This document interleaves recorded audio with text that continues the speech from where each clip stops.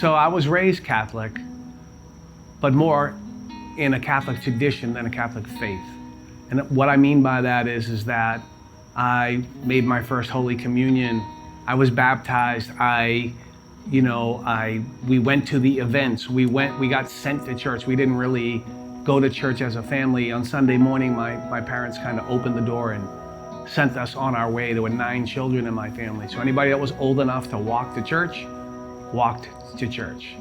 And, I can remember sort of a real feeling of not belonging. And I probably went a few times, and then after that, I just stopped going altogether. I would walk to the church, I would get my bulletin, and I would go and do something else. And I feel like most of my siblings were doing the same.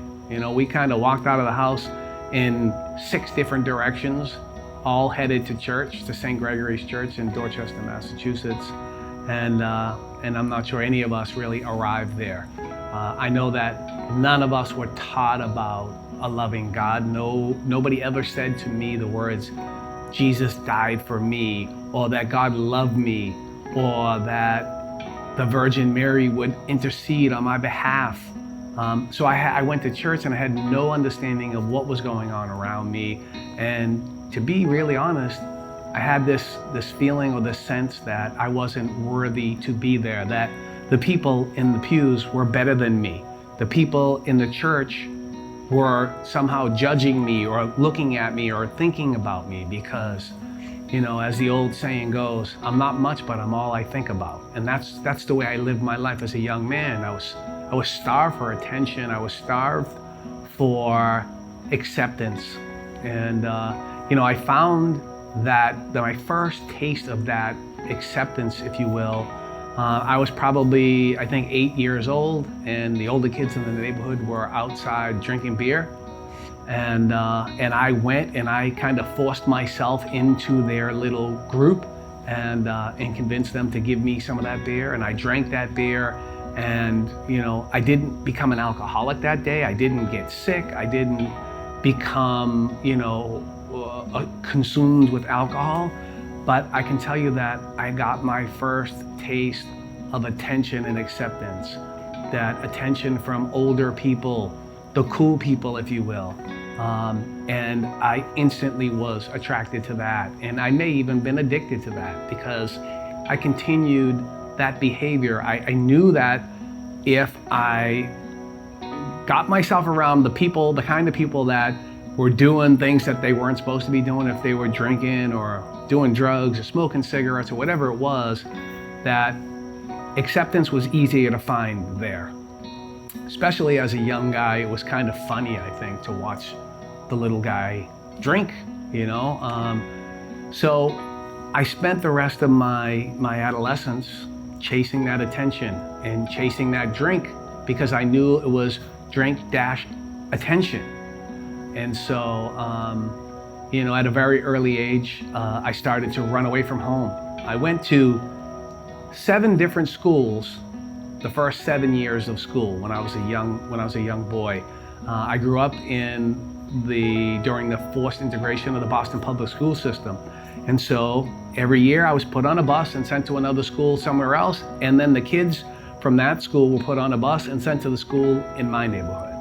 And so every year I was the new kid. Every year I had to start over, and I had to start right away with seeking that attention. And it was always with negative behavior. It was always with bad behavior.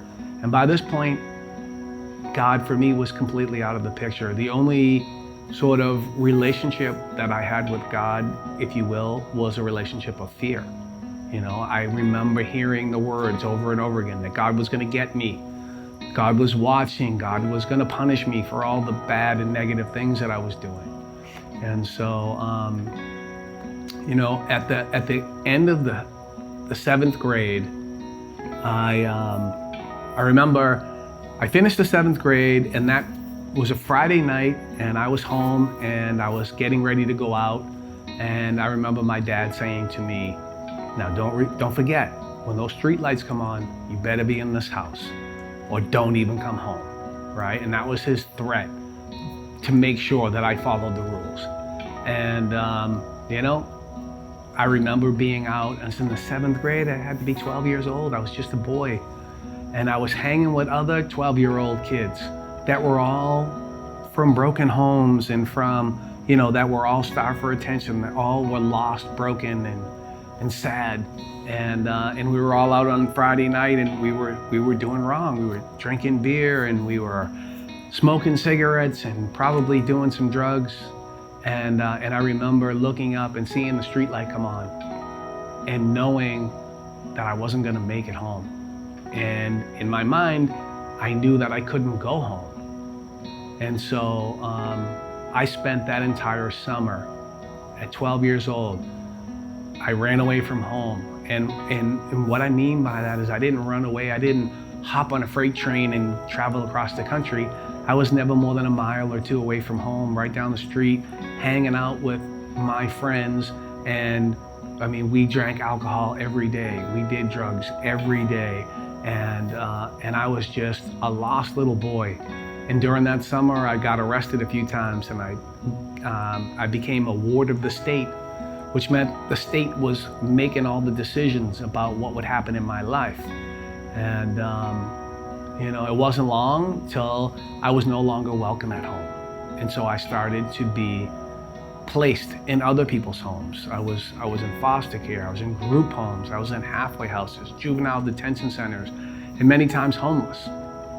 And just completely lost and alone, and completely starved to fill this emptiness that I felt inside, right? I felt empty, and the only thing that would fill that emptiness was the alcohol and the drugs, but the alcohol and the drugs would wear off. I would consume them, and I would pass out, or I would go to sleep, and then I would come to or wake up, and I would be in total shock and total fear, and I would need more. And so, the years between 12 and 17 years old were sort of a series of, again, being homeless, or living in someone else's home, or being locked up in juvenile detention, or being in a group home or a halfway house. And before you knew it, I was 17 years old, and I was considered an adult in the state of Massachusetts. And I got arrested again, and for a crime that a person was injured, and I ended up being sent to state prison. I received a 3 to 5 year prison sentence at 17 years old.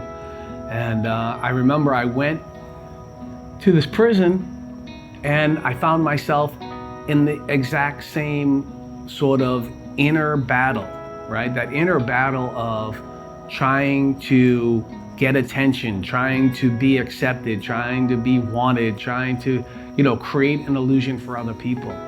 I can remember at a point walking through the dining hall of this maximum security state prison, and at each table, there were a different group of people sitting at that table that were from a different neighborhood, or a different ethnicity, or they spoke a different language.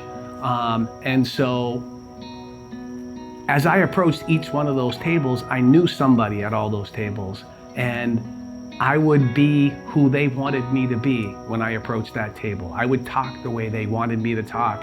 I would say the things that they wanted me to say. I didn't have an opinion. I didn't have anything that was my own, or anything that was original. I was just looking for acceptance. I was just looking for attention. And so that prison sentence really should have probably amounted to me being locked up for about 2 years, but because of that need for attention and acceptance, I turned that into a full 5 years. And 5 years later, they came to me and they said, "You're done. You're all done with your time, and we're going to send you home." The only problem was I had nowhere to go. I had no home to go to.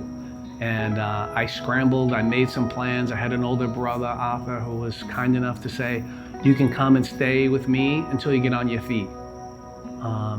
But that would never happen. I remember my brother came and he picked me up at the prison, and he was taking me to see my mom. And I remember we stopped at a bar room, in my old neighborhood, and we went in and had a drink. So I had to have a drink before I could go see my mom. And it was the first drink I ever had that was a legal drink, because now I was older than 21 years old.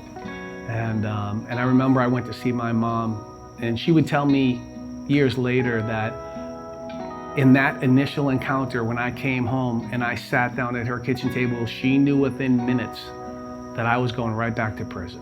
She didn't recognize me as her own child. She didn't recognize me as, as a mother would her child. She said I was a stranger, and she said that, I was so full of anger and so full of rage. She really just prayed that I didn't hurt anybody. And so, I was out of prison for approximately 6 months to the day. 6 months to the day later, I was arrested, and I woke up in the middle of the night in a police station, and I had blood on me, and I had no idea why I was there. And I'd love to tell you all that this was the first time that had ever happened to me, but there had been other times in my life where I would wake up and not know where I was, or not know how I got there, or I wake up in a police station. And so I was in jail again, 6 months after doing 5 years. And I remember I went to court, and the judge and the district attorney were talking about sending me away for a life sentence for house invasion. And the victim of the crime that I had committed was a Boston police officer. And he stood up for me. He spoke on my behalf. And he said, look at this kid. Look at the condition that he's in. Why don't you get him some help? I don't know if prison is the place for this kid. And he actually was sympathetic to me. And he could see that I was a full-blown raging alcoholic and drug addict, and that I needed help. And so I ended up receiving a significant brand new prison sentence. After doing 5 years, I was back 6 months later in prison again. And I was doing 6 to 9 years. And the only thing I knew is that I didn't want to do 9 years, and I couldn't do 9 years. And so I was back, and I was doing all that I could to create the illusion that I was trying to change my life, that I was trying to become rehabilitated. Whatever that means, I didn't need rehabilitation. I needed redemption. I needed God, but I didn't know it yet. And so probably after a few months of being back in prison and trying to create this illusion that I was becoming rehabilitated, the priest in the prison took notice of me. And he approached me. His name was Father James Freitas, and he's in heaven today. He's a wonderful man. And he approached me and he said, I see that you're trying to change your life. I'm looking for a custodian in the chapel. Would you be interested in that as a job? And my first thought was, I'm gonna manipulate this guy. I'm gonna hustle this guy, right? He smoked cigarettes, he had coffee, he had a phone, all things that as an inmate you don't have access to. And so I took that job. But what I didn't know was that he had a plan. That when he approached me, his goal was to hustle me as much as I was trying to hustle him. But his goal and his manipulation, if you will, were all for the glory of God. He was trying to get me back to Mass. He was trying to get me to the foot of the cross. And it wasn't long after I started working there, I had to ask for a couple of favors from him, and he did them. And so I felt like my manipulation was working. But then he approached me and said, hey, Jim, I want you to come and clean after the Vigil Mass on Saturday so that the chapel is clean and prepared for Sunday Mass. And so I said, okay, no problem, Father, I'll be there after the Vigil Mass. And he said, no, why don't you come before, and then, you can stay and clean. And so he was already starting to move me in a direction. He had me back in Mass. And I remember being back in Mass and feeling awkward and feeling uncomfortable. And, here I was supposedly this Catholic guy, and I didn't know any of the prayers. I didn't know any of the responses. I didn't know when to stand, when to kneel, when to sit. And I just kind of looked around and just kind of did what everyone else did. Soon after, Father Freitas hired me for that job. He came to me and he informed me that we had a very special guest coming to the prison. And I said, really, Father, who is the special guest? And he said, Mother Teresa will come to this prison. And I said, oh, Father, that's amazing. Who's Mother Teresa? I'm embarrassed to say that, but the truth of the matter is that I probably didn't know who the President of the United States was either at that time, because my life was revolved around consuming as much alcohol, as much drugs as I could get my hands on. And so I had damaged a lot of my brain cells, to be quite honest. And so, time passed quickly, and it came time for Mother Teresa to come to the prison. And I remember seeing her off in the distance, and I remember thinking, who is this person that all of these dignitaries, the governor, the warden, the commissioner of prisons, they were all surrounding her, and they were just kind of hanging off her every word. And as I got closer to them, I noticed some things about her. I noticed that the sweater that she had on looked like it was 1,000 years old, and the sandals that she had on her feet also looked like they were 1,000 years old. And I saw a peace in her eyes, and I saw money in her pockets, which is a very rare thing. In prison, we don't have access to money. And her pockets were filled with money because people would give her money because they knew that she would use it to take care of the poor. And so, because I worked in the chapel, I was blessed to be part of the procession for the Mass that was done in Saint Mother Teresa's honor. And there was a cardinal there were dignitaries there were sisters from Mother's order, and me and the priest from the prison, and we processed in. And I remember the cardinal beckoning Mother Teresa to come to sit in a special chair and up on the altar with him, and I remember her humbly not doing that, and just humbly just passing, and just kind of, her hands in a praying motion, and just kind of nodding her head. And she went, and instead she knelt on the floor with some of the most dangerous criminals that I had ever met in my life, her and the sisters from her order. And I remember being on that floor and looking across and sort of catching her eye and looking at her and feeling in that moment, just in that instance, because of my lack of education about my faith and about my God, I felt as though I was looking at God, looking at her. And Mother Teresa went up onto the altar, and she spoke words that touched me deeply. And she said words that I never heard before. She said words like that Jesus died for my sins, that I was more than the crimes that I committed to be in that prison, that I was a child of God, that I mattered to God. And in that moment, in that quiet moment, in that gymnasium that Mass was being said in, and there were 800 people or so in that gymnasium, and in the stillness, and in the quiet of her words and her humility and her kindness and her love, I felt as though she was speaking directly to me, that there was no one else in the room, that she was just talking to me. And it touched me in a deep, deep way. And I remember, the rest of the day was just kind of foggy, and then I remember running back to the chapel the next day to Father Freitas and saying to him, Father, I need to know more about the Jesus that she was talking about. I need to know more about the God that she was talking about, and the Catholic faith that she was talking about, because that's not what I grew up with. Why don't I know about that? And Father Freitas, this was the big hustle, right? The big hustle. He had me right where he wanted, right at the foot of the cross, ready to do whatever it took to know more about Jesus. And he started to prepare me to make my confirmation.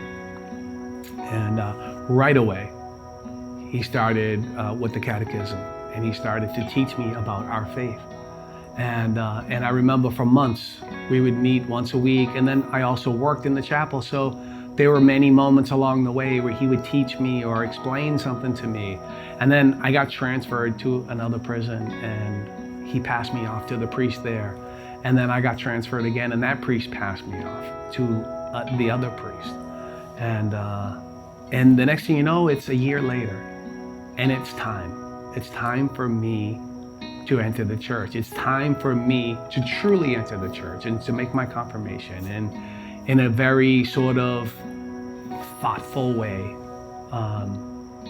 I made a decision as an adult, as a man, that this was my faith and that this was important to me and that I wanted to have a relationship with Jesus Christ.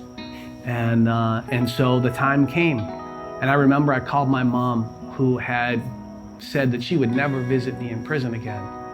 And I called her and I said, Mom, I'm gonna make my confirmation, and I would really like it if you could be there. And it's very important to me. And I remember her saying, I'm not sure, I don't know, can you call me in a couple of days? Let me think about it. Because she was deeply wounded by all of the things that I had put her through. And so I called her a couple of days later, and she had agreed that she would come. And I can't begin to tell you how important that particular day was, not only for me and for my walk with Christ and in me in learning and becoming deeper involved in my faith, but with my relationship with my mother as well.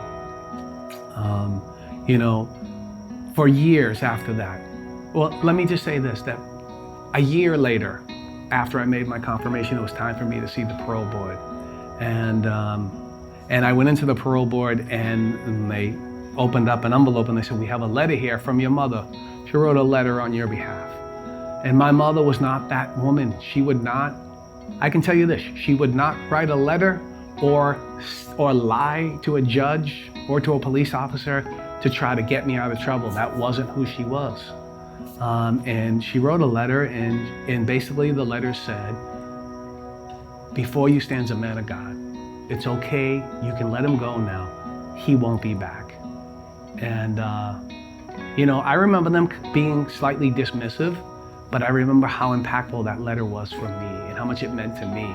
And over the years, my mom passed 6 months ago, and my mom she had dementia, and she had progressed over the years and had lost her memory and her ability to she was a great storyteller, and she lost that ability, but she always recognized her children, and but she, her world became very, very small.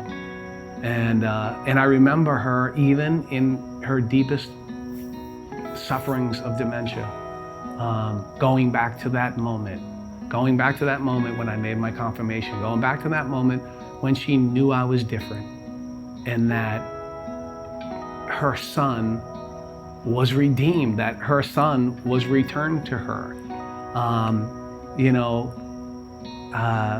That was a very, very special moment in my life, and it was a very special many moments in my life, having my mom bring me back to that moment and how important it was to her. It's been beautiful to spend this time with you all and to share a little bit of my testimony with you. I can tell you that Jesus Christ, He is my Savior, and that I feel His presence in my life. And my relationship with Jesus is the most important relationship in my life. But it's a relationship that takes work, and that I need to put effort into that relationship. He is always going to love me. He's always going to be there for me. But if I don't acknowledge His presence in my life, then I won't feel His presence. I won't know the comfort of having Him there, watching over me, protecting me. So I want to say God bless you all. I want to say that it's my honor to share a little bit of my journey with you. God bless you, and remember, Jesus Christ is my Savior.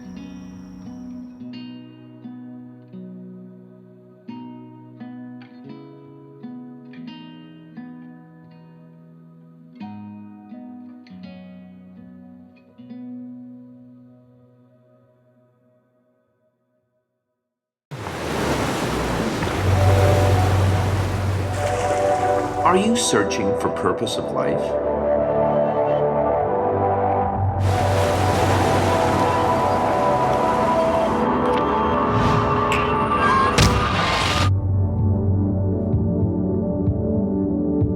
Discover your true identity. Stay tuned to Shalom World.